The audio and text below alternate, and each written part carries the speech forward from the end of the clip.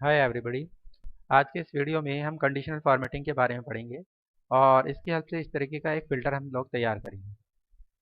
यहाँ पर हम देख सकते हैं, जब मैं फर्स्ट सेलेक्ट करता हूँ तो यहाँ पर फर्स्ट जिनकी रैंक है वो हाईलाइट हो गए हैं, सेकंड में सेकंड वाले हाईलाइट हो जाएंगे और थर्ड में थर्ड वाले, और फेल में फेल वाले हाईलाइट हो जाएंगे। तो इस क्राइटेरिया को कैसे लगाया गया है इसको हम ट्राई करते हैं। इसके लिए सबसे पहले इस डेटा को कॉपी कर लेंगे, कंट्रोल सी, और न्यू फाइल के अंदर मैं इसको पेस्ट कर देता हूँ। अब यहाँ पर मैं एक लिस्ट तैयार कर लेता हूँ। लिस्ट बनाने के लिए हम लोग डेटा में जाएंगे और डेटा वैलिडेशन के अंदर हम यहाँ पर लिस्ट में जाएंगे। यहाँ पर मैंने लिखा फर्स्ट, सेकंड, थर्ड, फेल। ये 4 पोजीशन मैंने यहाँ पर डाल दी हैं। अब इस डेटा को सेलेक्ट करने के लिए हम ऐसे सेलेक्ट कर लेंगे, लेकिन ये हमें कई बार सेलेक्ट करना पड़ेगा डेटा, तो मैं इसको नाम दे देता हूँ माई टेबल। एंटर प्रेस कर देंगे। अब अगर मुझे कभी भी डेटा सेलेक्ट करना होगा, बस मैं माई टेबल पर क्लिक करूँगा तो ये डेटा सेलेक्ट हो जाएगा। अब हमें इसमें इसी तरीके से फ़िल्टर लगाने हैं जैसे मैंने अभी दिखाया है।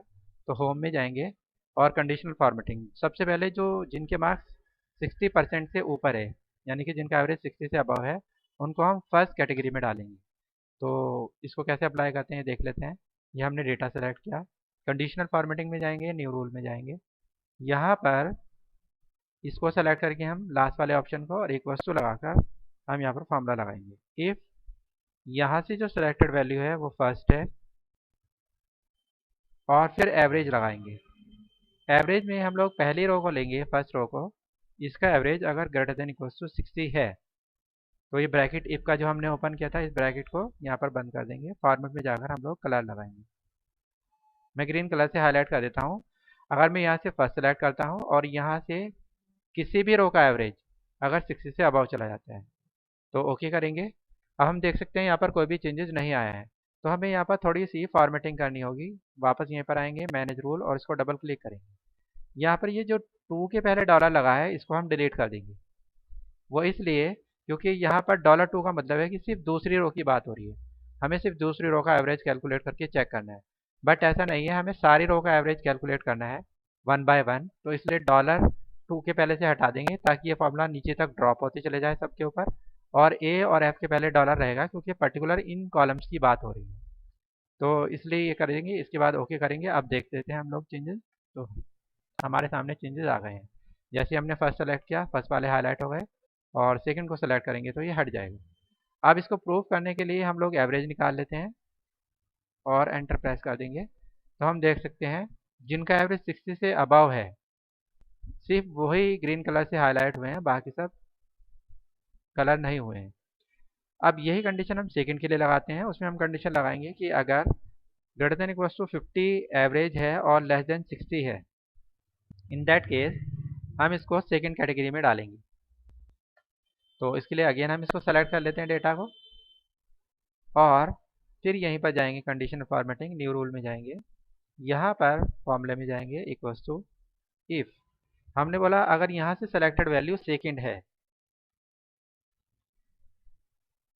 और फिर एवरेज निकालेंगे। बट अब यहाँ पर एक रेंज दी गई है 50 टू 60 के बीच, तो हमें एंड लगाना होगा। पहले हम एवरेज निकालेंगे एक बार और चेक करेंगे कि एवरेज जो है फर्स्ट रो का, क्या वो ग्रेटर देन इक्वल्स टू 50 है। एंड अगेन एवरेज लगाएंगे और चेक करेंगे ये जो एवरेज है क्या ये लेस देन 60 है। इक्वल्स टू नहीं लगाएंगे, और यहाँ पर मैंने एंड का ब्रैकेट बंद किया और उसके बाद इफ का ब्रैकेट बंद कर दिया। ये डॉलर फिर से मुझे हटाने होंगे, इधर 2 के पहले से, इधर भी 2 के पहले से, और फॉर्मेट में जाकर हम लोग इसको कोई और कलर दे देते हैं। तो अब अगर मैं यहाँ से सेकंड सेलेक्ट करता हूँ तो सेकंड वाले हाईलाइट हो जाएंगे। हम देख सकते हैं इनके जो एवरेज है वो 50 से अबव है, 50 से 60 के बीच है। अब हमें उनको हाईलाइट करना है जिनका average greater than equal to 40 and less than 50 हो। तो यहाँ पर हम थर्ड लिख देते हैं इनको। इसके लिए अगेन हम डेटा को सेलेक्ट करेंगे, कंडीशनल फॉर्मेटिंग के अंदर न्यू रूल में जाएंगे, और यहाँ पर इक्वल्स टू हमने लगाया इफ यहाँ से सेलेक्टेड वैल्यू थर्ड है, एंड अगेन लगाएंगे एंड, और एवरेज में हमने बोला अगर हम पहली रो को सेलेक्ट करते हैं और इसका average greater than equals to 640, average again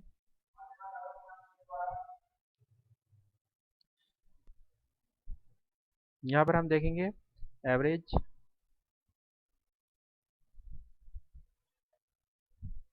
less than 50 इसको हम लोग कर देंगे। यहाँ पर एंड का ब्रैकेट और इफ का ब्रैकेट बंद कर देंगे। यहाँ पर हमने 2 के पहले से डॉलर हटा दिया है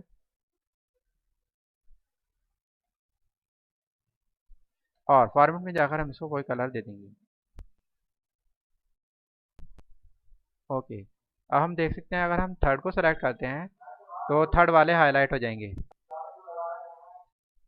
इनका एवरेज हम देखेंगे, यहाँ पर जिनका भी एवरेज 40 से 50 के बीच है वो सब यहाँ पर हाईलाइट हो गए हैं। अब लास्ट हमारे पास है फेल, तो उसके लिए अगेन इस डेटा को हम लोग सेलेक्ट करेंगे। कंडीशनल फॉर्मेटिंग में न्यू रूल के अंदर जाएंगे हम लोग और लेस देन 40 वाले हम लोग फेल की कैटेगरी में डालेंगे। तो मैंने डेटा सेलेक्ट कर लिया है और कंडीशनल फॉर्मेटिंग में न्यू रूल के अंदर जाएंगे हम लोग। यहाँ पर अगेन इक्वल्स टू इफ, अगर हम यहाँ से सेलेक्ट करते हैं फेल को और इस बार हम बोलेंगे एवरेज अगर पूरी रो का लेस देन 40 है और ये डॉलर हम लोग हटा देंगे। तो फॉर्मेट में जाकर हम लोग इसको ग्रे कलर से हाईलाइट कर देंगे। ओके, और अब हम देख सकते हैं जैसे ही हम फेल पर क्लिक करेंगे फेल वाले हाईलाइट हो जाएंगे। ये सब वो हैं जो 40 से नीचे वाले हैं।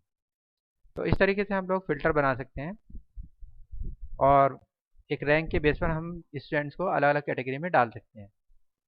तो आज की वीडियो में हमने सीखा कंडीशनल फॉर्मेटिंग से फिल्टर कैसे लगाते हैं और कैसे हम लोग इसको स्टूडेंट को कैटेगराइज कर सकते हैं with the help of conditional formatting. Thanks for watching.